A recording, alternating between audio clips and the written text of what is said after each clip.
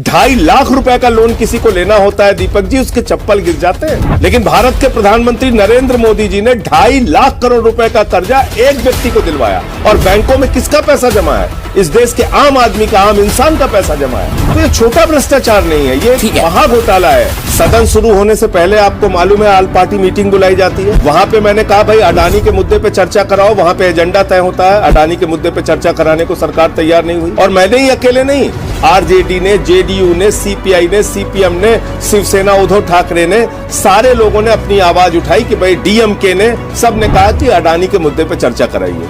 नहीं तैयार हुई सरकार। फिर राष्ट्रपति के अभिभाषण का बाइकआउट करके हमने ये डिमांड की, नहीं तैयार हुई सरकार। 267 का नोटिस दिया, 2 दिन से लगातार दे रहा हूं, नहीं तैयार हुई सरकार। सीबीआई को, ईडी को, सेबी को, इनकम टैक्स डिपार्टमेंट को, देश के प्रधानमंत्री को चिट्ठी लिखी मैंने अपने पैड पे, सारे प्रोसीजर फॉलो किए कि भाई आप जेपीसी की जो हमारी डिमांड है उसको मान लीजिए, आप हमारी जो डिमांड है supreme court monitor time bound inquiry की उसको मान लीजिए। कोई जवाब सरकार की ओर से नहीं। और ये तो और भी अजीब बात है, करोड़ों लोगों का पैसा डूब रहा है और सरकार कह रही है हमारा कोई लेना देना नहीं अडानी से।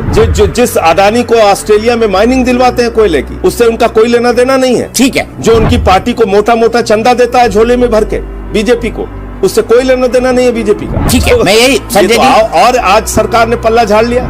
ये बात मैंने क्यों कही कि पासपोर्ट जब्त होना चाहिए, क्योंकि जो अब तक हिंडनबर्ग की रिपोर्ट से जो जानकारी मिली है और जिसपे कोई स्पष्ट जवाब अब तक अडानी की ओर से नहीं आया है, वो मामला क्या है। पहली बात तो हमें समझना होगा दीपक जी की ये अडानी का भ्रष्टाचार नहीं है, ये भारत के प्रधानमंत्री नरेंद्र मोदी का भ्रष्टाचार है। उन्होंने उनको कोल दिया, बिजली दिया, पानी दिया, सड़क दिया, पोर्ट दिया, एयरपोर्ट दिया, सब कुछ एक आदमी को दे दिया और बैंकों से 2.5 लाख करोड़ रुपए का कर्जा दिलवाया। जो जानकारी मिली है कि 38 फर्जी कंपनियां अडानी ने टैक्स हेवन कंट्रीज के अंदर बनाई और वहां से अपनी ही कंपनी में पैसा पंप करके और उसके शेयर वैल्यू बढ़ाए, शेयर को ओवर वैल्यू किया और उसी आधार पर बैंकों से कर्जा ले लिया। ये इतना बड़ा एक महा घोटाला है, भ्रष्टाचार है। और अडानी कौन व्यक्ति है जो भारतीय जनता पार्टी के खजांची के रूप में उनको चंदा देने का काम करता है? तो भारत के प्रधानमंत्री इस घोटाले से, इस महा घोटाले से बच नहीं सकते। काला धन लाखों करोड़ रुपए विदेशों में फर्जी कंपनियां बना के लगाया गया और वही पैसा इनकी कंपनियों में लगाया गया। और इसके लिए भारत के प्रधानमंत्री सीधे तौर पे जिम्मेदार है। एक ही व्यक्ति को आप सारा मुनाफा देते जा रहे हैं। तो हमने इसलिए कहा कि जैसे बाकी लोगों को